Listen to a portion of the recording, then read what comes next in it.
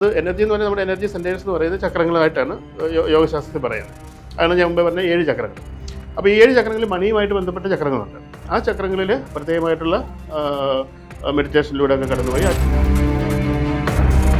എന്താണ് ഈ തന്ത്ര മെഡിറ്റേഷൻ? തന്ത്ര എന്ന് പറഞ്ഞാൽ ഇപ്പം തന്ത്രയുടെ ഒരു ഫോക്കസ് എന്ന് പറയുന്നത് ശിവശക്തി സംയോഗം, അതായത് എനർജി കോൺഷ്യസുമായിട്ട് ഒന്നായി തീരുന്ന ആ ഒരു ശിവശക്തി സംയോഗം. ശിവൻ എന്ന് പറഞ്ഞാൽ അൾട്ടിമേറ്റ് കോൺഷ്യസ്നെസ്സിനെയാണ് പറയുന്നത്, ശക്തി എന്ന് പറഞ്ഞാൽ എനർജിയാണ് പറയുന്നത്.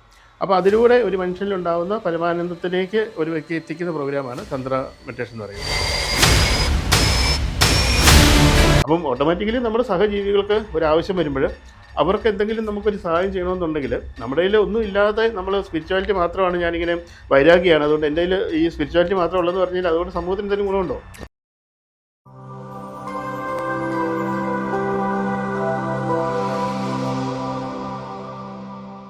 എന്തുകൊണ്ടാണ് ഇപ്പോഴും ആളുകൾക്ക് ധനത്തോടുള്ള പേടിയാണ്? കാരണം എന്ന് വെച്ചാൽ നമ്മൾ കുട്ടിക്കാലത്ത് തന്നെ നമ്മളിലേക്ക് ഏകദേശം ഒരു മനുഷ്യനെ സംബന്ധിച്ചിടത്തോളം ഏകദേശം ഒരു 8 വയസ്സൊക്കെ ആകുമ്പോഴത്തേക്കും തന്നെ ഒരു ജീവിതകാലത്തിലേക്ക് വേണ്ട മുഴുവൻ സ്ക്രിപ്റ്റുകളും മുഴുവൻ ആശയങ്ങളും അവൻ്റെ ഉള്ളിലേക്ക് ഇൻസെർട്ട് ചെയ്യപ്പെടും, അവൻ്റെ ഉള്ളിലേക്ക് കോപ്പി ചെയ്യപ്പെടും.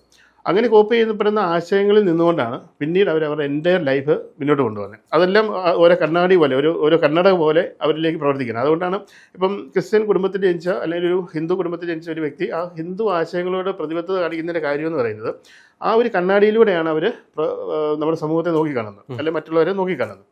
അപ്പോൾ അതേപോലെ തന്നെയുള്ള ഇപ്പം മതപരമായിട്ടുള്ളതും രാഷ്ട്രീയപരമായിട്ടുള്ളതും ഇതെല്ലാം അല്ലെങ്കിൽ കുടുംബപരമായിട്ടുള്ളതും എല്ലാം ഓരോ ആശയങ്ങളാണ് അല്ലേ? അതൊന്നും നമ്മൾ ജനിച്ചപ്പോൾ നമ്മളിലേക്ക് വന്നിട്ടില്ല, മറിച്ച് നമ്മൾ ജനിച്ചു കഴിഞ്ഞ് വരുന്ന കാലഘട്ടത്തിൽ ഓരോ സ്ക്രിപ്റ്റുകളായിട്ട് നമ്മുടെ ഉള്ളിലേക്ക് കയറിയിരിക്കുന്ന. അപ്പോൾ ഇതേപോലെ തന്നെ ഉള്ള ഒരു സ്ക്രിപ്റ്റാണ് ഒരുപാട് പണം ഉള്ളവരെ അല്ലെങ്കിൽ ഒരുപാട് പണം ഉണ്ടായി കഴിഞ്ഞാൽ അത് നമ്മളെ എന്തോ ക്രിമിനലാക്കി കളയും.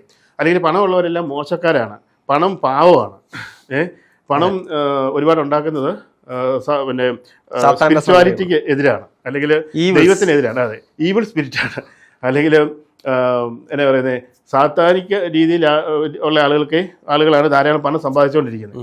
പക്ഷെ ഒരിക്കലും ഒരു ധനമുള്ള ഒരാൾക്ക് ഈ സമൂഹത്തിന് വേണ്ടി ചെയ്യാൻ പറ്റുന്ന ഒരു നന്മ ധനമില്ലാത്ത ഒരാൾക്ക് ചെയ്യാൻ പറ്റുമോ? ഇല്ല. ഇപ്പം രാഹുലിൻ്റെ മുന്നിൽ ഒരാൾ വന്നുവെച്ച്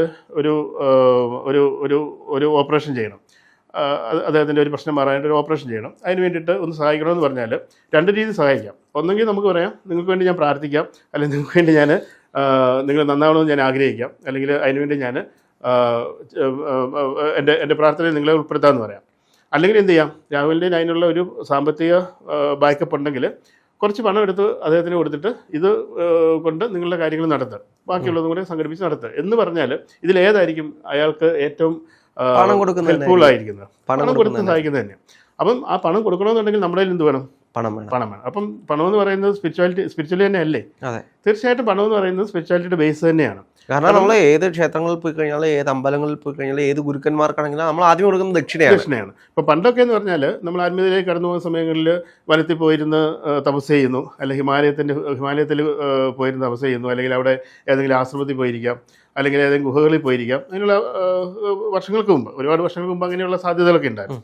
പക്ഷേ ഇന്നെന്ന് പറഞ്ഞാൽ നമ്മളിപ്പം തപസ് ചെയ്യാനാന്ന് പറഞ്ഞാൽ ഏതെങ്കിലും മനത്തിൽ പോയിരുന്നു കഴിഞ്ഞാൽ ഫോറസ്റ്റുകാർ നമ്മളെ പിടിച്ചുകൊണ്ട് പോകുന്നുള്ളല്ലാതെ വേറൊരു ഗുണമില്ല, നമ്മൾ കേസിൽ പെടുന്നുള്ളല്ലാതെ വേറൊരു ഗുണമില്ല. ഇപ്പോൾ ഹിമാലയത്തിലേക്കൊക്കെ ചെന്ന് കഴിഞ്ഞാലും അവിടെയൊന്നും അങ്ങനെയുള്ള ആശ്രമങ്ങളൊന്നും ഇപ്പം ഇല്ല. എന്ന് വെച്ചാൽ എവിടെ ചെന്നാലും നമുക്ക് അവിടെ ഒരു പണം നമുക്ക് ആവശ്യമാണ്. അങ്ങനെ നമുക്കിവിടെ സ്പിരിച്വാലിറ്റി നിലനിൽക്കണമെങ്കിലും പണം ആവശ്യമാണ്. അതുപോലെ നമുക്ക് സ്പിരിച്വാലിറ്റിയിലേക്ക് വരുന്ന സമയത്ത് ഞാൻ പറഞ്ഞില്ല, നമ്മളിലൊരു അൺകണ്ടീഷനായിട്ടുള്ള സ്നേഹം നമ്മളിൽ ഓട്ടോമാറ്റിക്കലി ഉണ്ടാവും. അപ്പം ഓട്ടോമാറ്റിക്കലി നമ്മുടെ സഹജീവികൾക്ക് ഒരാവശ്യം വരുമ്പോൾ അവർക്ക് എന്തെങ്കിലും നമുക്കൊരു സഹായം ചെയ്യണമെന്നുണ്ടെങ്കിൽ നമ്മുടെ കയ്യിൽ ഒന്നും ഇല്ലാതെ നമ്മൾ സ്പിരിച്വാലിറ്റി മാത്രമാണ്, ഞാനിങ്ങനെ വൈരാഗിയാണ് അതുകൊണ്ട് എൻ്റെ കയ്യിൽ ഈ സ്പിരിച്വാലിറ്റി മാത്രം ഉള്ളതെന്ന് പറഞ്ഞാൽ അതുകൊണ്ട് സമൂഹത്തിന് എന്തെങ്കിലും ഗുണമുണ്ടോ? ഒരു ഗുണമില്ല. എന്തെങ്കിലുമൊക്കെ നന്മകൾ പറഞ്ഞു കൊടുക്കാം എന്നുള്ളതല്ലാതെ സമൂഹത്തിന് നമുക്ക് ഒന്നും ചെയ്യാൻ പറ്റില്ല. ഇപ്പം നമ്മളാണെങ്കിലും നമ്മുടെ ക്ലാസ്സുകളൊക്കെ നടക്കുന്ന സമയങ്ങളിൽ അതിൻ്റെ ഒരു നിശ്ചിത പെർസെൻറ്റേജ് എപ്പോഴും നമ്മൾ ചാറ്റിംഗ് വേണ്ടി മാറ്റി വെക്കാറുണ്ട്. അത് നമ്മൾ ആരെ അറിയിച്ചിട്ട് കൊട്ടിക്കൊട്ടി ചെയ്യുന്ന കാര്യങ്ങളൊന്നും. ഇതിൽ മണി മാനിഫെസ്റ്റേഷൻ്റെ പ്രത്യേകതകൾ എന്തൊക്കെയാണ്? ഇതിൽ മണി മാനിഫെസ്റ്റേഷൻ്റെ പ്രത്യേകത എന്ന് പറഞ്ഞാൽ ഞാൻ പറയില്ല, അതായത് മണിയെ പറ്റിയുള്ള ഇങ്ങനെയുള്ള നെഗറ്റീവായിട്ടുള്ള എല്ലാ ആശയങ്ങളും നമ്മളൊരു വ്യക്തിയുടെ ഉള്ളിൽ നിന്ന് ഡിലീറ്റ് ചെയ്ത് കളഞ്ഞിട്ട് അവിടേക്ക് നമ്മൾ ഈ മണിയെ പറ്റിയുള്ള യഥാർത്ഥമായിട്ടുള്ള വസ്തുതകൾ എന്ന് വെച്ചാൽ മണി എന്ന് പറയുന്നത് ഒരു ശക്തമായ ഊർജ്ജമാണ്, അതിൻ്റെ നിലനിൽപ്പിന് ആവശ്യമാണ്. അത് എന്നിലേക്ക് വരുന്നത് ഈശ്വരീയമായിട്ട് എന്നിലേക്ക് വന്നു, പിന്നെ ഞാൻ അതിനെ സ്വീകരിച്ചുകൊണ്ടിരിക്കുകയാണ്. ഞാൻ അതിനെ അങ്ങേയറ്റം സന്തോഷത്തോടെ സ്വീകരിക്കുകയും അങ്ങേയറ്റം കൃപാത്മകമായിട്ട് നൽകുകയും ചെയ്യുന്നു. അങ്ങനെയൊക്കെയുള്ള ചില പ്രത്യേകമായിട്ടുള്ള അഫർമേഷനിലൂടെ നമ്മൾ അവരുടെ മൈൻഡിൻ്റെ ഇങ്ങനെയുള്ള ഈ നെഗറ്റീവ് സ്ക്രിപ്റ്റുകളെ നമ്മൾ ഡിലീറ്റ് ചെയ്ത് കളയും. അതിന് പകരം അവിടെ പോസിറ്റീവായിട്ടുള്ള സ്ക്രിപ്റ്റുകളെ നമ്മൾ അവിടേക്ക് ആഡ് ചെയ്യും. അങ്ങനെ ആഡ് ചെയ്തതിന് ശേഷം നമ്മൾ അവിടെ അടുത്ത ലെയറിൽ എന്ന് വെച്ചാൽ ഈ മണിയെ മാനിഫെസ്റ്റ് ചെയ്യാനുള്ള ശാരീരികമായിട്ടുള്ള എനർജി ഉണ്ടായി, മാനസികമായിട്ടുള്ള തയ്യാറെടുപ്പ് ഉണ്ടായി. പക്ഷേ ഇത് രണ്ടും കൊണ്ടും പറ്റത്തില്ല. സാധാരണ എല്ലായിടത്തും ഇത് രണ്ടുമൊക്കെ ചെയ്യുന്നത്. പക്ഷേ ഇത് രണ്ടും കൊണ്ടും പറ്റില്ല. പിന്നെ അവിടെ വേണ്ടത് എനർജിയാണ്.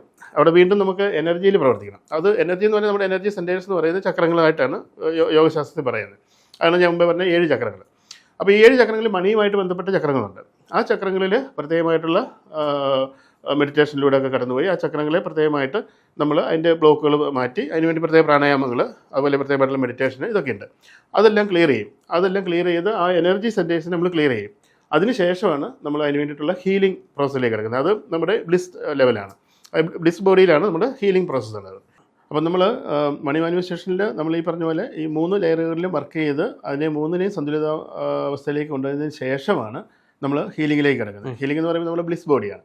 അപ്പോൾ അവിടെ ശരിയായ രീതിയിലുള്ള ആ ഒരു ഹീലിംഗ് മെത്തേഡ് അപ്ലൈ ചെയ്ത്, അതായത് അത് ദിയകയുടെ തന്നെ ദിയക കോൺഷ്യസ് എനർജി ഹീലിങ്ങിൻ്റെ തന്നെ ബേസാണ് നമ്മളവിടെ അപ്ലൈ ചെയ്യുന്നത്. അതിന് പ്രത്യേക സിമ്പലുണ്ട്. ഇപ്പോൾ മണി മാനിഫെസ്റ്റേഷൻ ചെയ്യാനായിട്ടുള്ള പ്രത്യേകമായിട്ടുള്ള സിമ്പലുണ്ട്. ആ സിമ്പലിനെ പഠിപ്പിച്ചു കൊടുക്കും. ആ സിമ്പൽ പഠിച്ച് ആ ഹീലിംഗ് അവിടെ നിങ്ങളുടെ ആ ഒരു 3 ചക്രങ്ങളിലും അതുപോലെ തന്നെ നിങ്ങളുടെ ഫുൾ ഓറയിലുമായിട്ട് നിങ്ങൾ ആ ഹീലിംഗ് മെത്തേഡ് അപ്ലൈ ചെയ്യുന്ന സമയത്ത് അവിടെ ഉണ്ടായിട്ടുള്ള ബ്ലോക്കുകളൊക്കെ മാറ്റിയിട്ട് അവിടെ നമുക്ക് അൺലിമിറ്റഡ് ആയിട്ടുള്ള ആ ഒരു വെൽത്തിനെ നമുക്ക് ആകർഷിക്കാനുള്ള രീതിയിൽ നമ്മുടെ എനർജി ബോഡി ഡെവലപ്പായി വരും. അങ്ങനെ ഇത് ശരിക്കും പറഞ്ഞാൽ വളരെ സൂക്ഷ്മ തലത്തിൽ എനർജി തലത്തിലാണ് ഇവിടെ നമ്മൾ വർക്ക് ചെയ്യുന്നത്. അല്ലാതെ നമ്മളൊരു ക്ലാസ് കൊടുത്തു വിടുകയോ അല്ലെങ്കിൽ കുറേ മോട്ടിവേഷൻ കൊടുത്തു വിടുകയോ അങ്ങനെയൊന്നുമല്ല. മറിച്ച് ഒരാളിൽ ആ ഒരു സമ്പൂർണ്ണമായിട്ടുള്ള ആ ഒരു ട്രാൻസ്ഫോർമേഷൻ ഉണ്ടാക്കിയിട്ട് അയാളിലേക്കും ആ ഒരു ധനാത്മകത കടന്നു വരുന്നതിന് തടസ്സമായിട്ട് നിൽക്കുന്ന കാര്യങ്ങൾ എന്തൊക്കെയാണെങ്കിലും അതിനെല്ലാം നമ്മൾ ഓരോ ലെയറുകളിലായിട്ട് എടുത്ത് വർക്ക് ചെയ്ത് അവിടെയെല്ലാം വേണ്ട മാറ്റങ്ങൾ വരുത്തി അവിടെ ബ്ലോക്കുകളുണ്ടെങ്കിൽ അതിനെയൊക്കെ മാറ്റി അതിന് ശേഷം അവസാനം നമ്മളതിനെ ആ ഹീലിങ്ങിലൂടെ പ്രത്യേകമായിട്ടുള്ള ആ ഹീലിംഗ് മെത്തേഡ് ഉപയോഗിച്ചുകൊണ്ട് ആ ഒരു ധനാത്മകതയെ നമ്മളിലേക്ക് ആകർഷിക്കാനായിട്ടുള്ള മെത്തേഡിലൂടെയാണ് മണി മാനിഫെസ്റ്റേഷൻ കടന്നു പോകുന്നത്. അപ്പോൾ അതുകൊണ്ട് തന്നെ അതിൽ പങ്കെടുത്ത ആളുകൾക്ക് എന്നാ പറയുന്നത് ഇൻസ്റ്റൻറ്റ് റിസൾട്ടാണ്. അതായത് 2-3 ദിവസമോ കഴിയുമ്പോൾ വർഷങ്ങളായിട്ട് വിൽക്കാനിട്ടിരുന്ന സ്ഥലങ്ങൾ വിൽക്കാതെ പ്രശ്നങ്ങൾ സാമ്പത്തികമായിട്ട് പ്രതിസന്ധികൾ അനുഭവിച്ചുകൊണ്ടിരുന്ന ആളുകൾ അതൊക്കെ 1-2 ദിവസം പ്രോഗ്രാമിൽ അറ്റൻഡ് ചെയ്ത് അവർ ഇത് നമ്മൾ പ്രോഗ്രാമിൽ അറ്റൻഡ് ചെയ്ത് അങ്ങനെ അങ്ങ് പോവുകയല്ല ചെയ്യേണ്ടത്. മറിച്ച് അതിന് പ്രാക്ടീസ് ചെയ്യേണ്ട കാര്യങ്ങളുണ്ട്. ഇത് ഡെയിലി നമ്മൾ ഹീൽ ചെയ്യണം. അത് നമുക്ക് എത്ര കാലം ചെയ്യാമോ അത്ര കാലം ചെയ്യാം. അപ്പം നമുക്ക് കൂടുതൽ സമ്പന്നത നമ്മളിലേക്ക് ആകർഷിക്കപ്പെടുന്ന സമയത്ത് അല്ലെങ്കിൽ നമ്മളിലേക്ക് വന്നു ചേരുന്ന സമയത്ത് നമുക്കത് കൂടുതൽ ചെയ്യാനുള്ള മനസ്സെന്തായാലും ഉണ്ടാകും. അപ്പോൾ ആ രീതിയിൽ ആ ഹീലിംഗ് മെത്തേഡ് നമ്മൾ പഠിപ്പിച്ചാൽ കൊടുക്കുന്നത്. അത് മുന്നോട്ട് അവരുടെ ജീവിതകാലം മുഴുവൻ ചെയ്യാൻ പറ്റുന്ന രീതിയിലുള്ള ആ ഒരു ഹീലിംഗ് മെത്തേഡാണ് നമ്മൾ പഠിപ്പിച്ചു വിടുന്നത്. അപ്പോൾ അത് പഠിപ്പിച്ചു വിടുക മാത്രമല്ല അതിനുവേണ്ടിയുള്ള പ്രത്യേകമായിട്ടുള്ള ദീക്ഷയും കൊടുക്കും അവർക്ക്. അപ്പോൾ അത് വെറുതെ നമ്മളൊരു മെത്തേഡ് പഠിച്ചുകൊണ്ട് എനർജി നമുക്ക് കൈകാര്യം ചെയ്യാൻ പറ്റില്ല. ഇപ്പം ഇപ്പം ഈ ഒരു മണി മാനിഫെസ്റ്റേഷനിലേക്ക് വന്നു കഴിഞ്ഞാൽ ഈ ഹീലിങ്ങും കാര്യങ്ങളും പഠിച്ചുകൊണ്ട് മാത്രമായില്ല. അത് എനർജി ബേസിൽ അതിനെ സൂക്ഷ്മതലത്തിൽ വർക്ക് ചെയ്യണമെന്നുണ്ടെങ്കിൽ അതിനുള്ള അറ്റ്യൂൺമെൻറ്റ് കിട്ടണം. അപ്പോൾ അതിനുള്ള അറ്റ്യൂൺമെൻറ്റ് ഉൾപ്പെടെയാണ് നമ്മൾ ആ പ്രോഗ്രാമിൽ ഉൾപ്പെടുത്തിയിരിക്കുന്നത്. അങ്ങ് തന്നെ നേരത്തെ പറഞ്ഞു ദിയേക. അപ്പോൾ ഇതിൻ്റെ ഇടയിലേക്ക് അത് ആഡ് ചെയ്യുമെന്ന് പറഞ്ഞപ്പോൾ യഥാർത്ഥത്തിൽ അങ്ങ് തന്നെ ഡെവലപ്പ് ചെയ്താണെന്ന് പറഞ്ഞു. എന്താണ് ഈ ദിയേക കോൺഷ്യസ് എനർജി? ദിയേക എന്ന് പറഞ്ഞാൽ ദി എന്ന് പറയുന്നത് അൾട്ടിമേറ്റ് കോൺഷ്യസ്നെസ്സിനെയാണ് നമ്മൾ ദി എന്ന ആ ഒരു അക്ഷരം കൊണ്ട് ഉദ്ദേശിക്കുന്നത്. അതിനെ ഏകമാക്കുക, അതിനെ സമന്വയിപ്പിച്ചെടുക്കുക, അല്ലെങ്കിൽ നമ്മളുമായിട്ട് ഒന്നാക്കി തീർക്കുക എന്നുള്ളതാണ് ദിയേക എന്ന് പറയുന്ന ആ ഒരു വാക്കിൻ്റെ വാക്യാർത്ഥത്തിൽ നമ്മൾ നോക്കുമ്പോൾ കാണാൻ പറ്റുന്നത്. എന്നാൽ അതിൻ്റെ ശരിക്കുള്ള ആന്തരാർത്ഥം എന്ന് പറയുന്നത് ഈ പ്രപഞ്ചം എന്ന് പറയുന്നത് അൾട്ടിമേറ്റ് കോൺഷ്യസ്നെസ്സായിട്ടാണ് ദിയേക കാണുന്നത്. അൾട്ടിമേറ്റ് കോൺഷ്യസ്നെസ്സും എനർജിയും കൂടെ കൂടുന്നതാണ് പ്രപഞ്ചം എന്നുള്ളതാണ് ദിയേക കാണുന്നത്. അപ്പോൾ ആ അൾട്ടിമേറ്റായിട്ടിരിക്കുന്ന കോൺഷ്യസ്നെസ്സിനെ, അതായത് അഖണ്ഡമായിരിക്കുന്ന ബോധത്തെ ആ ബോധത്തെ നമ്മളിൽ കണ്ടെത്തുക എന്ന് വെച്ചാൽ ആ ബോധത്തിൻ്റെ അംശം തന്നെയാണ് നമ്മൾ. ഞാൻ എന്ന് പറയുന്നത് അല്ലെങ്കിൽ രാഹുൽ എന്ന് പറയുന്നത് ഈ അഖണ്ഡമായ ബോധത്തിൻ്റെ അംശം തന്നെയാണ്. അപ്പോൾ ആ അഖണ്ഡമായിരിക്കുന്ന ബോധത്തിൻ്റെ അംശമായിരിക്കുന്ന നമ്മളെ തിരിച്ചറിയുകയും ആ ബോധത്തിലേക്ക് ഇറങ്ങി ചെന്നുകൊണ്ട് ആ ബോധത്തെ ഈ എനർജിയുമായിട്ട് നമ്മുടെ ഉള്ളിൽ തന്നെ ഇരിക്കുന്ന ഉള്ള ആ ഒരു അൾട്ടിമേറ്റായിട്ടുള്ള എനർജിയുമായിട്ട് കൂട്ടി യോജിപ്പിച്ചുകൊണ്ട് നമുക്ക് ആവശ്യമുള്ള കാര്യങ്ങളെ സൃഷ്ടിച്ചെടുക്കുന്ന ഒരു പദ്ധതിയാണ് ദിയേക എന്ന് പറയുന്നത്. എന്ന് വെച്ചാൽ അതിലൂടെ നമുക്ക് രോഗങ്ങളെ മാറ്റാൻ പറ്റും. അത് രോഗങ്ങളിപ്പം ചെറിയ രോഗങ്ങൾ തൊട്ട് വലിയ ക്യാൻസർ പോലെയുള്ള വലിയ വലിയ രോഗാവസ്ഥകൾ വരെ മാറ്റിയെടുക്കാൻ പറ്റും. അതുപോലെ തന്നെ ഇപ്പം നമ്മുടെ സൈക്കോളജിക്കലായിട്ടുള്ള പ്രശ്നങ്ങൾ, പല രോഗങ്ങളും, ഇപ്പോൾ ഡിപ്രഷനും ആൻസൈറ്റിയും ടെൻഷനും സ്ട്രെസ്സും അങ്ങനെയുള്ള വിഷയങ്ങളൊക്കെ നമുക്ക് മാറ്റാൻ പറ്റും. അതുപോലെ തന്നെ നമുക്കിപ്പം എക്സ്റ്റേണൽ ആയിട്ടുള്ള പ്രശ്നങ്ങൾ എന്ന് പറഞ്ഞാൽ നമുക്കിപ്പോൾ സാമ്പത്തിക പ്രശ്നങ്ങൾ, അതിനകത്ത് വരുന്ന സാമ്പത്തിക പ്രശ്നങ്ങളിലാണ് ഈ മണി മാനിഫെസ്റ്റേഷൻ ഹീലിംഗ് പ്രോഗ്രാം നമ്മൾ അപ്ലൈ ചെയ്യുന്നത്. അതുപോലെ തന്നെ റിലേഷൻഷിപ്പ് പ്രശ്നങ്ങൾ, അതുപോലെ തന്നെ അങ്ങനെയുള്ള നിരവധി പ്രശ്നങ്ങളെ നമുക്ക് ആ ദിയേകയിലൂടെ തന്നെ നമുക്ക് മാറ്റിയെടുക്കാൻ പറ്റും. ഈ ദിയേക കോസ്മിക് അതും ഇത് തന്നെയാണോ?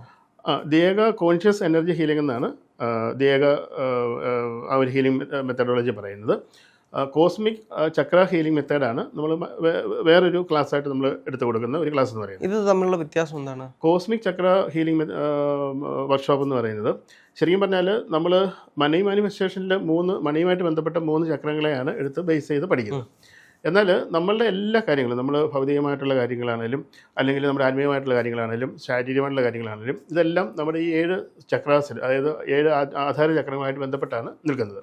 അപ്പോൾ കോൺഷ്യസ് ചക്ര ഹീലിങ്ങിലേക്ക് വരുന്ന സമയത്ത് നമ്മൾ 7 ചക്രങ്ങളെയും ക്ലെൻസ് ചെയ്ത് ഹീൽ ചെയ്ത് അതിലേക്ക് പ്രത്യേകമായിട്ടുള്ള എനർജി അപ്ലൈ ചെയ്യാനായിട്ടുള്ള പ്രത്യേക ഹീലിംഗ് മെത്തേഡ് പഠിപ്പിക്കുന്ന ഒരു പ്രോഗ്രാമാണ് ഈ കോൺഷ്യസ് ചക്ര ഹീലിംഗ് മെത്തേഡ് എന്ന് പറയുന്നത്, അല്ലെങ്കിൽ ഹീലിംഗ് വർക്ക്ഷോപ്പ് എന്ന് പറയുന്നത്.